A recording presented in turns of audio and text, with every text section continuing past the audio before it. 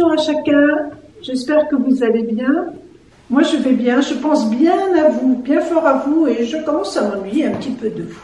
Mais je suis contente aujourd'hui, comme chaque semaine, de venir faire la petite séance de caté, de télé-caté. Alors aujourd'hui nous allons parler des disciples d'Emmaüs.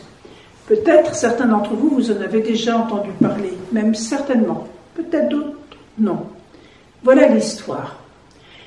Ça se passe sur la route, entre Jérusalem et un petit village qui s'appelle Emmaüs. Il y a à peu près 2 heures de marche à pied entre les deux villes. Et puis, il y a 2 disciples, 2 amis de Jésus. Il y en a un qui s'appelle Clophas et l'autre, on ne sait pas comment il s'appelle, mais ça peut être nous à la limite, qui marchent sur cette route. Et ça se passe 3 jours après la mort de Jésus. Donc ça fait déjà 3 jours que Jésus est mort. Et vous savez que quand on perd quelqu'un de cher, quelqu'un qu'on aime bien, eh bien on est très triste. Et ces 2 disciples sont très tristes. Ils marchent sur la route, mais vraiment en étant très très tristes. Ils rentrent chez eux. Je pense qu'ils avaient prévu d'arriver pour le dîner. On est à la fin de la journée, il doit être 5 heures du soir à peu près. Ils avaient prévu de rentrer pour le dîner chez eux.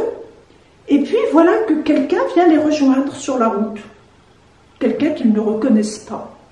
En fait, c'est Jésus. Mais ils ne le reconnaissent pas. Ils ne le reconnaissent pas parce qu'ils sont tellement dans leur chagrin, dans leur tristesse. Et puis ils savent que Jésus est mort. Donc ils n'imaginent pas une seconde que Jésus est ressuscité. Donc Jésus va faire un petit bout de chemin avec eux, et même un grand bout de chemin, il va aller avec eux jusque chez les disciples, et il va se faire reconnaître des disciples. Voilà, donc je vais laisser la parole à vos parents, et vous allez voir comment fait Jésus, et comment on peut faire pour reconnaître que Jésus est avec nous, quand nous-mêmes on est un petit peu dans la tristesse, ou dans le chagrin, dans la difficulté. Donc, bonne séance de catéchisme.